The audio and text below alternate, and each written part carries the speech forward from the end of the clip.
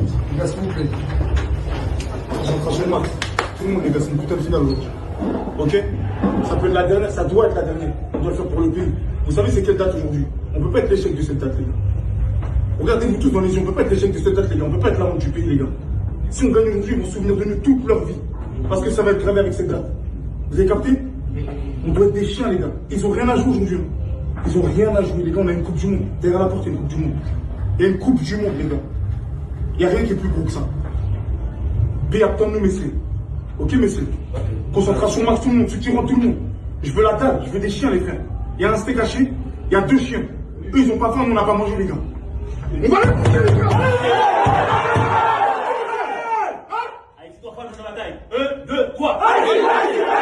18 novembre 2025, au stade de Ergilio Hato, à Curaçao, Haïti joue son destin face au Nicaragua.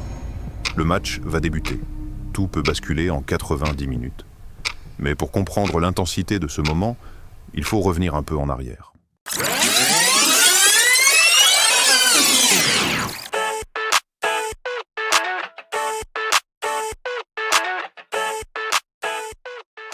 Nous sommes le 12 juin 2025. La CONCACAF s'apprête à effectuer le tirage au sort de la phase finale des qualifications pour la Coupe du Monde 2026. Le moment est historique. Cette 3e et dernière phase révélera les derniers représentants de la région pour le mondial de l'été prochain. 12 nations, 12 espoirs.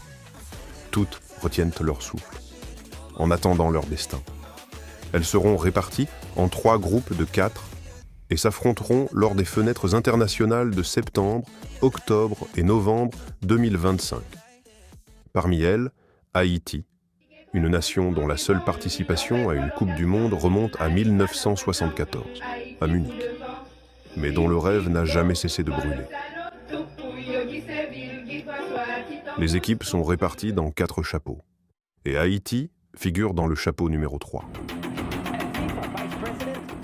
Le suspense est à son comble. Haïti s'apprête à découvrir ses adversaires pour cette phase finale, la dernière étape qui peut l'emmener vers sa 2e Coupe du Monde de son histoire. Une Coupe du Monde historique qui sera organisée en Amérique du Nord, Canada, Mexique, États-Unis.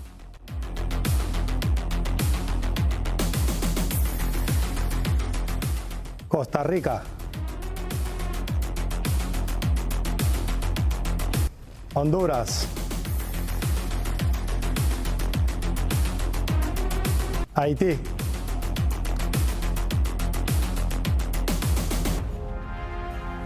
Nicaragua. Le tirage est tombé. Haïti rejoint le groupe C, mené par le Costa Rica, avec le Honduras et le Nicaragua. Unique représentant de la Caraïbe, Haïti devra se battre au milieu de 3 nations d'Amérique centrale prêtes à tout. Le Costa Rica, habitué des grandes scènes. Le Honduras, toujours ambitieux. Le Nicaragua, déterminé à relever la tête face à ses pays voisins. Sur le papier, les chances d'Haïti paraissaient pas faibles, très faibles même.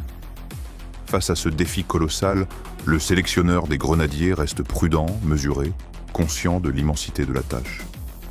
Donc il va falloir se mettre à l'espagnol, puisqu'on aura 3 équipes hispanophones. Groupe pas facile, mais est-ce qu'il y avait réellement un groupe facile? Ça, on saura à la fin si on est qualifié ou pas.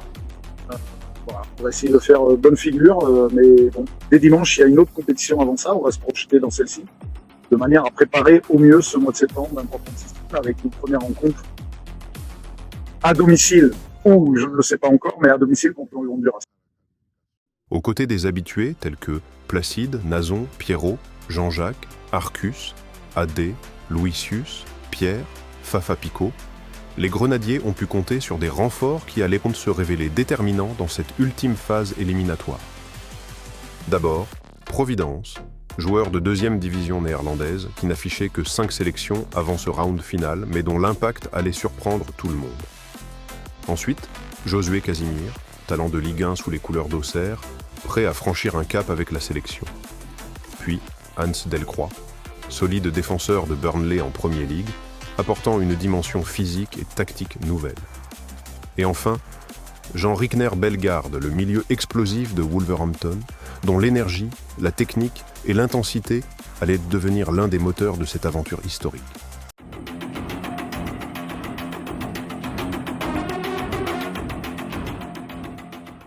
Le voyage débute contre le Honduras. Les Grenadiers montrent du caractère et de l'intensité dans le jeu. De quoi nourrir l'espoir d'un parcours ambitieux. Mais le 0-0 final ressemble à une victoire manquée. Si les supporters saluent la prestation, ils savent aussi qu'une opportunité précieuse s'est envolée. Une opportunité qui aurait pu changer le visage du groupe. Évidemment, l'objectif était d'essayer de prendre les 3 points et de démarrer de la meilleure des façons cette nouvelle compétition à 6 matchs. Quand on n'arrive pas à gagner, il faut savoir aussi ne pas perdre. Donc je vais me contenter de ce point qui nous laisse dans la course, toujours pour cette qualification. Haïti doit impérativement réagir pour garder son destin entre ses mains. Et pour cela, une mission périlleuse les attend. Affronter le Costa Rica sur ses terres, dans l'enfer du stade national. De leur côté, les Costariciens, piqués par un nul décevant contre le Nicaragua, entrent dans ce match déterminés à frapper fort.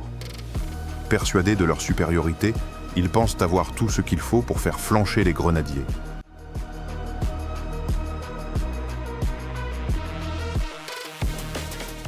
Dès les premières secondes, les Ticos imposent leur loi. À peine une minute de jeu, et Vargas frappe. Le Costa Rica ouvre le score, glaçant d'entrée les espoirs haïtiens. À la 35e minute, le tableau affiche déjà 2-0. Et sans la vigilance d'un Duverger héroïque, l'addition aurait pu être bien plus lourde encore. À la mi-temps, Haïti est au bord du gouffre. Tout semble perdu. Mais alors, comme un éclair dans la nuit, surgit Dickenson Mason. La perle rare, le leader, le sauveur. En l'espace d'un moment, il renverse tout.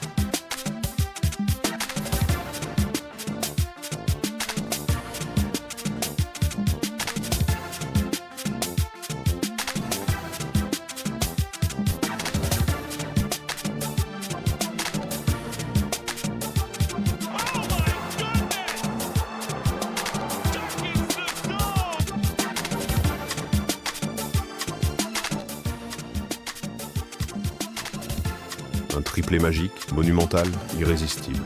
Le match se termine sur un 3-3 inattendu. Oui, encore un nul. Mais celui-ci a le goût d'une victoire, d'un miracle arraché au cœur du chaos.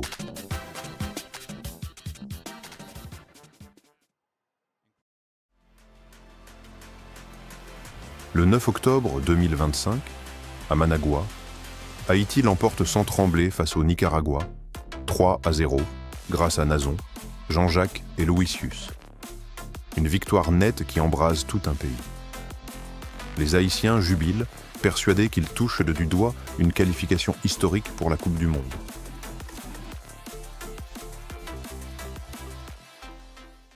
Et puis, le coup de massue. Le Honduras, à égalité de points avec Haïti, et jusque-là invaincu et impeccable défensivement, inflige un terrible 3-0 aux Grenadiers. Un choc. Un séisme. En Haïti, l'espoir s'effondre. Le peuple cesse d'y croire. La qualification, qui paraissait si proche, semble soudain s'échapper pour de bon. Les critiques pleuvent de Côte-Noube de toutes parts.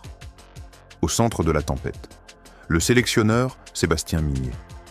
Ses choix de joueurs, ses stratégies, ses décisions, tout est remis en question, incompris, violemment contesté par la presse et les observateurs nationaux. À l'entame de ce stage, nous avions fixé un objectif à minima de 3 points, ce qui a été acquis contre le Nicaragua, de manière à pouvoir encore espérer lors des journées 5 et 6, ce qui sera le cas. Maintenant, ça nous condamnera à faire carton plein lors de ces 2 journées pour espérer pouvoir entrevoir la Coupe du Monde, certainement par l'intermédiaire de barrages. Mais encore une fois, s'il y a 1 an et demi au début de cette aventure, on nous avait dit que lors des dernières journées, l'avant-dernière journée, on serait en position de jouer les barrages. Je pense qu'on aurait signé. Voilà, maintenant, il va falloir se remettre en question par rapport à cette défaite.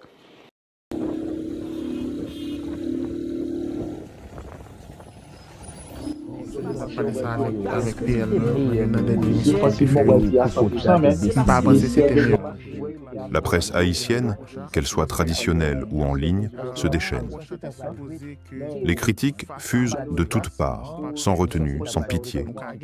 Certains vont jusqu'à réclamer le renvoi du sélectionneur à 2 journées seulement de la fin du tournoi. Une véritable tempête médiatique s'abat sur l'équipe.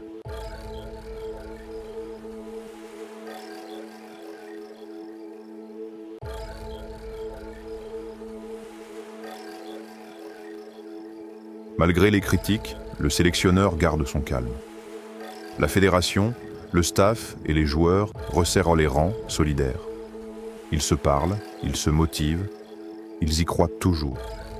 Ils sont convaincus qu'une fin heureuse est encore à leur portée.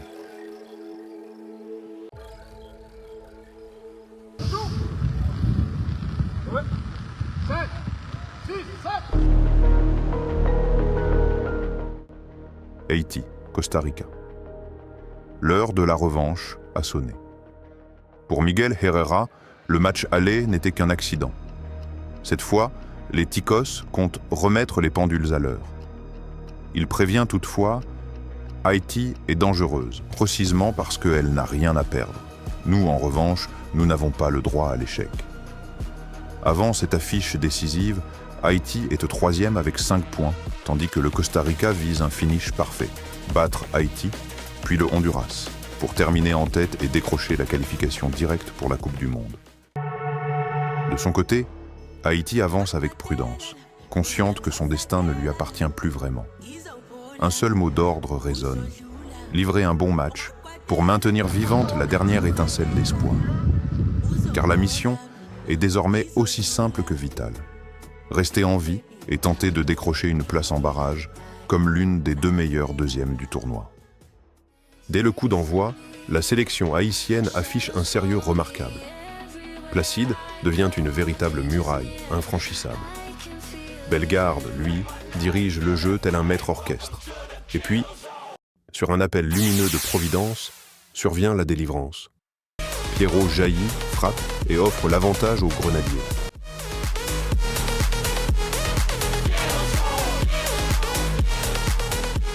Le match, intense et riche en action, s'achève finalement sur un précieux 1-0. Une victoire qui ravive l'espoir, qui relance le rêve d'une qualification directe. Dans tout le pays, la ferveur renaît. Les Haïtiens y croient de nouveau. Tous les regards se tournent vers le 18 novembre, une date lourde de symboles, rappelant l'ultime bataille qui mena à l'indépendance de 1804, comme si l'histoire s'apprêtait, encore une fois, à s'écrire. Les gars, s'il vous plaît. Concentration. Tout le monde, les gars, c'est une putain de finale aujourd'hui. Ok? Ça peut être la dernière, ça doit être la dernière. On doit le faire pour le pays. Vous savez, c'est quelle date aujourd'hui? On ne peut pas être l'échec de cette date, les gars. Regardez-vous tous dans les yeux, on ne peut pas être l'échec de cette date, les gars. On ne peut pas être la honte du pays, les gars. Si on gagne aujourd'hui, ils vont se souvenir de nous toute leur vie. Parce que ça va être gravé avec cette date. Vous avez capté? On doit être des chiens, les gars. Ils n'ont rien à jouer aujourd'hui. Ils n'ont rien à jouer, les gars. On a une Coupe du Monde. Derrière la porte, il y a une Coupe du Monde. Il y a une Coupe du Monde, les gars. Il n'y a rien qui est plus gros que ça. Paye à nous, messieurs. Ok, messieurs? Concentration max, tout le monde. Ceux qui rentrent, tout le monde. Je veux la dalle, je veux des chiens, les frères. Il y a un steak haché, il y a 2 chiens. Eux, ils n'ont pas faim, nous, on n'a pas mangé, les gars. On va les pousser, les gars! Haïti doit prendre sur la taille. 1, 2, 3.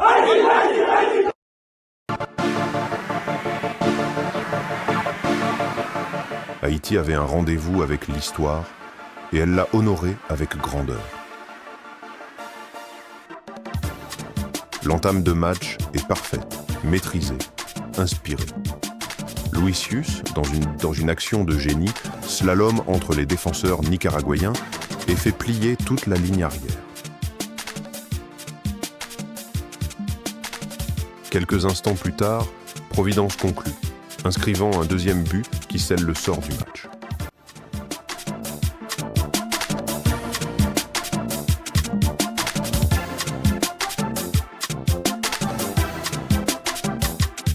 Les Grenadiers ont accompli leur devoir, mais la qualification directe dépend encore d'un autre résultat, que le Honduras ne l'emporte pas face au Costa Rica. L'attente devient une véritable torture. joueurs et supporters, le cœur en apnée, se massent autour d'un simple téléphone, fixant chaque seconde du match qui s'est joué en parallèle, à l'affût de la nouvelle, celle qui peut tout faire basculer.